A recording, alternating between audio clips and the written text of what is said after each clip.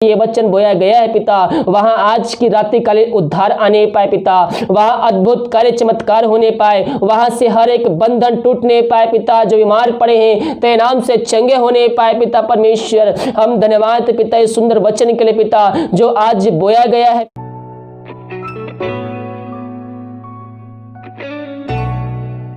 आप सभी को जय मसीह की। आप सभी के लिए मैं लेकर आ गया हूं आज का वचन। और मेरे प्रियो, ये वचन उनके लिए है जो कहते हैं कि प्रभु मुझे आशीष नहीं देता, प्रभु मुझे भूल गया। तो मैं आपको स्मरण देना चाहता हूं मेरे प्रियो, मैं आपको विश्वास देना चाहता हूं कि परमेश्वर आपको आशीष देगा। आपको भूला नहीं है, वो आपको हमेशा स्मरण करता है। हम केवल विश्वास करें कि प्रभु मुझे इन वचनों के द्वारा आशीष प्रदान करेगा। मैं कह रहा हूं ये वचन जितने भाई बहन अपने जीवन में क्लेम करेंगे, लागू करेंगे, परमेश्वर उन सबों के जीवन में आशीष को भेजेगा, क्योंकि हमें वो आशीष देने के लिए तैयार है। हम देखते हैं निर्गमन 20 के 24 पद में लिखा है, मैं आकर तुम्हें आशीष दूंगा। वो आपके बीच में है मेरे प्रियो, केवल हम उससे प्रार्थना करें। और जब हम उससे प्रार्थना करते हैं तो प्रभु हमारे जीवन में आशीष के दरवाजे को खोलता है। बहुत से लोग कहते हैं कि प्रभु मुझे भूल गया है, मुझे याद नहीं करता, मुझको उसको कोई चिंता नहीं है। लेकिन मेरे प्रियो, प्रभु यीशु मसीह आपकी चिंता करता है। उसने कहा है, अपना बोझ मुझे दे दे, मैं तुम्हारा ध्यान रखूंगा। हालेलुया। वो आपको सदा स्मरण करता है। भजन संहिता 115 के हम जब 12 पद को देखेंगे तो वहां पास लिखा, यहोवा ने हमको स्मरण किया है और आशीष देगा। वह इज़राइल के घराने को आशीष देगा, वह हारून के घराने को आशीष देगा। यह वचन क्या कहता है मेरे प्रियो, यहोवा ने हमको स्मरण किया है, वह आशीष देगा। आप चाहे किसी भी वर्ग से आए हो, आप चाहे छोटे हो, चाहे बड़े हो, चाहे अमीर हो, चाहे गरीब हो, चाहे आप दुख में पड़े हो, चाहे आप शोक में पड़े हो, चाहे आप आनंदित हो, प्रभु आपको आशीष देने के लिए तैयार है। हमारा परमेश्वर सबको समानता, एक समान, एक बराबर में देखता है। क्या छोटे और क्या बड़े उसके नजर में ये नहीं है। वो सबको एक समान देखता है और सबको उदारता से वह आशीष देता है। हालेलुया। यहाँ कहता है, जो व्यक्ति उसके वचन पे चलेगा वही आशीष को प्राप्त करेगा।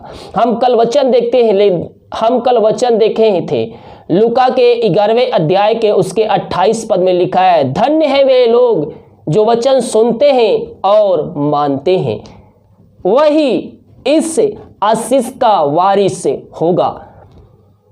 कौन लोग इस आशीष का वारिस होगा? धन्य है वे लोग जो वचन सुनते हैं और मानते हैं, वही व्यक्तियों के ऊपर ये वचन लागू होगा।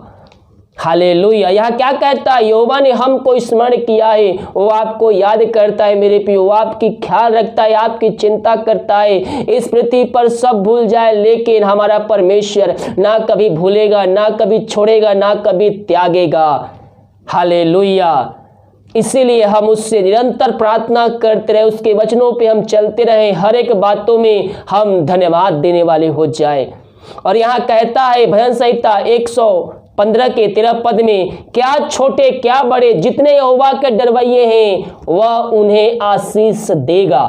डरवैये यानी कि उसके वचनों पे चलते हैं, उसकी आज्ञाओं पे चलते हैं, उसके कहे हुए वचनों को पकड़े रहते हैं, यहोवा उन्हें आशीष देगा। क्या छोटे क्या बड़े, सबको वह आशीष देगा। अगर आप छोटा है, अगर आप बच्चे हैं, आप भी प्रभु के वचनों पे चल रहे हैं तो प्रभु आपको भी आने वाले दिनों में आशीष देगा। हालेलुया। यह वचन हमसे साफ साफ कहता है मेरे प्रियो, क्या छोटे और क्या बड़े जितने उसके डरवैये हैं वह उन्हें आशीष देगा। यानी कि आप अगर उसके वचनों पे चल रहे हैं, उसकी आज्ञाओं पे चल रहे हैं तो आप आशीष की चिंता ना कीजिए मेरे प्रियो, वो आपको जरूर देगा। आज नहीं तो कल देगा। हम केवल अपना कार्य करें, मसीह में हमारा परिश्रम कभी भी व्यर्थ नहीं जाता है। वो हमारे पास दुगनी चौगनी और 100 गुनी करके हमारे पास आशीष लौट के आता है। अगर आप प्रार्थना का वीडियो शेयर करते, वचन का दूसरों को वीडियो शेयर करते हैं और वो व्यक्ति यीशु मसीह को जानकर अपने जीवन का उद्धारकर्ता प्रभु यीशु मसीह को स्वीकार करेगा और वह यीशु मसीह के पास आएगा, तो प्रभु उसके बदले आपको आशीष देगा, क्योंकि परमेश्वर किसी का कर्जदार नहीं रहता है। हालेलुया। वह एक समान सबको देखता है, क्या छोटे क्या बड़े, वह सबको आशीष देगा। और जब आप आशीष को से प्राप्त कर लेंगे, आप जहां भी जाएंगे लोग कहेंगे कि यह परमेश्वर के द्वारा आशीषमय है। यशायाह 61 के हम उसके 9 पद में देखते हैं, तो वहां पर लिखा है, उसका वंश अन्य जातियों में और उनकी संतान देश देश के लोगों के बीच प्रसिद्ध होगी। जितने उनको देखेंगे पहचान लेंगे कि यह वही वंश है जिसको परमेश्वर ने आशीष दी है। आप जहां भी जाएंगे लोग आपको पहचान लें कि यह वही व्यक्ति है जिन्हें परमेश्वर ने आशीष दिया है, या उसी घराने से है, या उसी वंश से है जिसे परमेश्वर ने आशीष दिया है। और उसके हम 10 पद को देखेंगे, तो यहाँ पास लिखा है, मैं यहोवा के कारण अति आनंदित होऊंगा, मेरा प्राण परमेश्वर के कारण मगन रहेगा, क्योंकि उसने मुझको उद्धार का वस्त्र पहनाया और धर्म की चद्दर ऐसे उड़ा दी जैसे दुल्हा फूलों की माला से अपने आप को सजाता है। हालेलुया। इसीलिए हम उसके वचनों पे चले, और जब हम उसके वचनों को पकड़े रहेंगे, जब हम उसके वचनों को भय खाते रहेंगे, उसके वचनों पे हम चलते रहेंगे और हम पाप से दूर रहेंगे, तो परमेश्वर ऐसे ही हमें आशीष प्रदान करेगा। आप जहां भी जाएंगे आपको लोग कहेंगे कि यह व्यक्ति वही है जो परमेश्वर के द्वारा आशीष को प्राप्त किया है। यह उसी घराने से आता है जो आशीष परमेश्वर ने इस घराने को दिया था। जब हम वचन पे चलेंगे, जब हम अपनी हम आशीष को बनाए, अगर हमें आशीष को बनाए रहना है मेरे प्रियो, तो हमें वचनों पे हमेशा निरंतर चलते रहना है। ऐसा ना हो कि हम वचनों से भटक कर हम जहां से आए थे फिर हम वहीं लौट जाए। फिर भी अगर आप वहां लौट जाएंगे तो वह आशीषें आपसे धीरे धीरे करके छिनती चली जाएगी।